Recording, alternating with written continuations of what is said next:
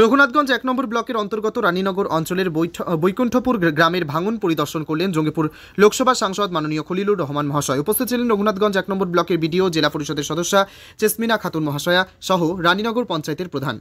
জঙ্গিপুর থেকে তরিকুল শেখের report, Jangipur TV. এই মুহূর্তে আমাদের যে পার্লামেন্ট, সেই পার্লামেন্টে অধিবেশন চলছে আর কি।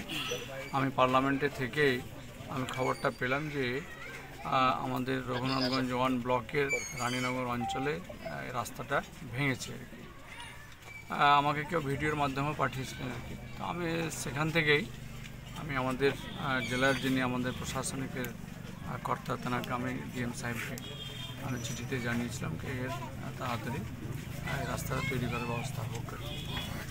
আজকে আপনারা দেখতে পাচ্ছেন যে আমি আজ সকালে দিল্লি থেকে ফিরেছি এবং আমি বিডিও সাহেবের সঙ্গে কথা বলেছি। বিডিও সাহেব উপস্থিত আছেন এবং ওনার সংশ্লিষ্ট স্টাফের সঙ্গে রয়েছেন আর কি। আমাদের জেলা পরিষদের সদস্য, এখানকার প্রধানও আছেন, এছাড়াও আরও এখানকার আমাদের পার্টির কর্মকর্তারা রয়েছেন আর কি।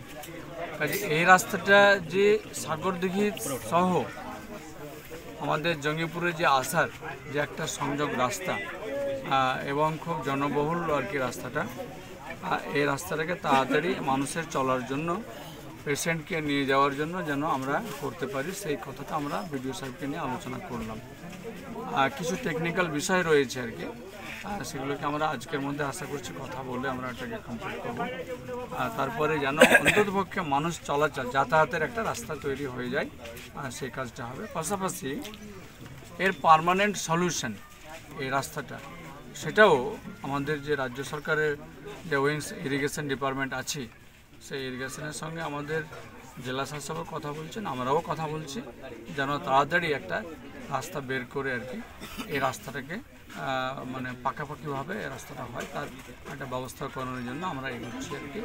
সেই সঙ্গে বিডিও সাহেবও নিজের উদ্যোগে তিনিও প্রচেষ্টা করছেন যে এই রাস্তাটা পার্মানেন্টলি একটা সলিউশন হোক।